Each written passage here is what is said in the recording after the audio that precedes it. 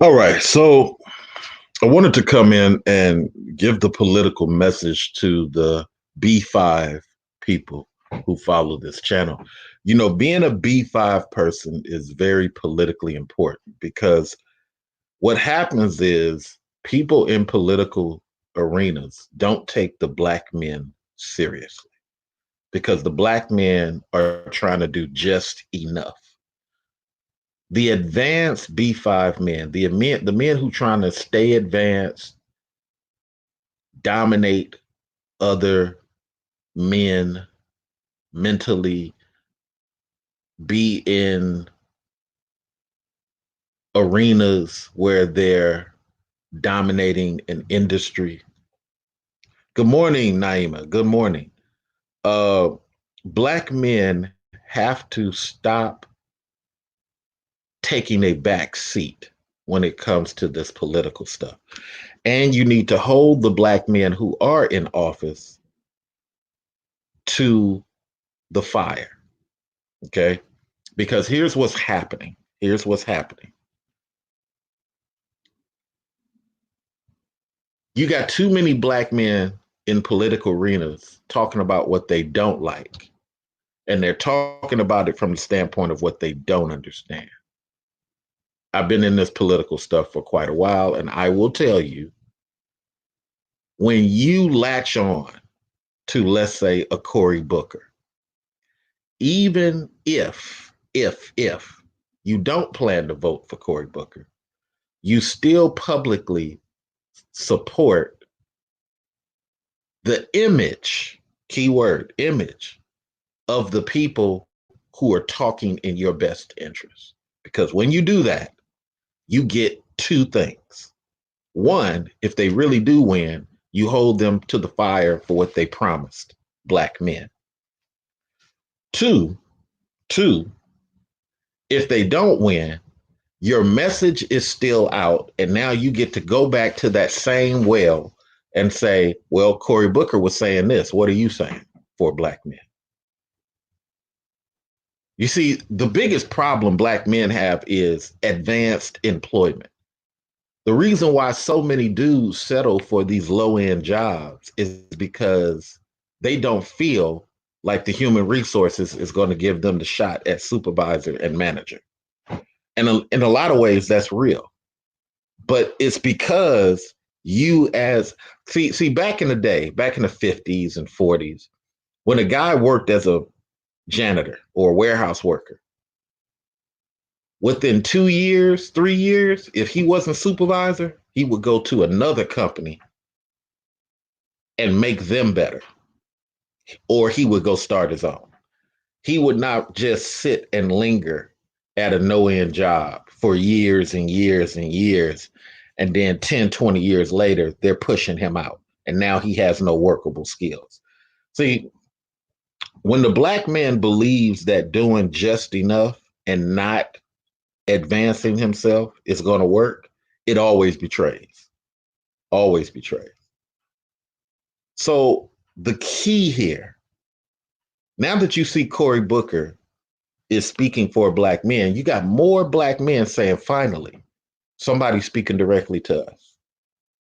And in Philly, in South Carolina, in Texas, more black men I speak to are talking about Cory Booker. Now, it doesn't really reflect in the polls right now because guess what? They don't poll black men, they poll black women. Let me say it again for you. They don't poll black men, they poll black men, women. Even me as a conservative, when I get polled in the same group that white men get polled in. That's the whole issue. And for black men, you cannot find. Look, I sent Cory Booker $1,000. I did. I sent Cory Booker $1,000 just for the simple fact I respect him putting the black man message nationwide. Well, we got to speak on what black men need too, because they're different than black women. I applauded that. I sent him some money. See, that's the whole thing. You got to understand it's not about just talking about what you like, black man. It's about surrounding yourself around people. Well, I'm going to shock you, Naima, on who his girlfriend is. He doesn't have a wife, but I'm going to shock you who his girlfriend is. His girlfriend is a famous actress. I talked to one of his representatives a month and a half ago. His girlfriend is a famous actress. But nevertheless, my point right now is that, see, black women are smart when it comes to politics because they're going to latch on to any Latin woman who speaks for black women, any white woman who speaks for black women. They're going to latch on instantly. Okay. You got some people like Stacey Abrams. She will totally forget about black men and focus on women. I'm not hating. I'm just telling you that's how the dynamic works. So you as guys, you got to really, and this is one of the reasons why, well, let me finish this thought. You as guys really got to start latching on to those people who are risking their career to speak for you, even if they ain't going to win. Because see, these new black people, the people who were born after Clinton, the people who were teenagers after Clinton, they're like, well, ain't nothing gonna work. Voting don't matter. Okay, then you should shut up. Why are you even speaking about voting don't matter if you feel like it don't matter? It's kind of like saying the sky is orange. Why do you have to yell and say the sky is orange if you believe it's orange? You just, roll with it. But answering Naima's question, she's a famous actress. She's a famous actress. Uh, and she's famous in urban circles. I don't know whether she's all the way black. She could be a black mix or just straight Latin, but she's either Latin black mix or she's straight Latin. I can't remember which. But nevertheless, they both from New Jersey. I'll see if you can figure that out, Naima. Anyway, the thing is, the thing is, black men have to get to a point where you're politically aware and you don't let these evil anti-black Logans come into your circle and mislead you with bad information with their black skin. I've went toe to toe with many a black conservative. Uber guy scared of me, Tatum scared of me, anti-black Logan. Why? Because what I say is factual and what they say is anti-black statements to appease anti-black people. We have to realize if you're a B5 person, I've coined the phrase B5, BFIV. If you're a black first independent voter, it don't matter how you register. You got to vote in. Now, mind you, don't listen to these black people who say it don't matter. When I tell you the anti-black people are extremely scared of how the blacks will vote. Voting matters on so many levels. It's like you would be amazed at how people go out of their way every year and sink in a lot of money to stop black people from voting. So the mere fact that a young black person would say it don't matter is like utterly ridiculous.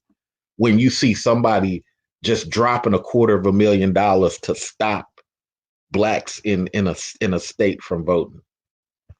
And then here comes this black folk, voting don't matter. Well, why did that white guy drop that $250,000? Well, it don't matter why he dropped it. It's just stupid stuff that young black people say because they don't know politics. The other thing you got to understand is what I'm hearing when I'm talking to people. I'm hearing that they're starting to give Cory Booker a look. They're starting to speculate on how Cory Booker can help them. And like I tell everybody who talks to me about Cory Booker, you need to come to Cory Booker with an economics plan. Don't come to Cory Booker talking about you wanna You tired of the rap music. Nothing Cory Booker can do about that. Don't come to Cory Booker talking about child support right now. Ain't nothing he can do about that. That has to go through Congress.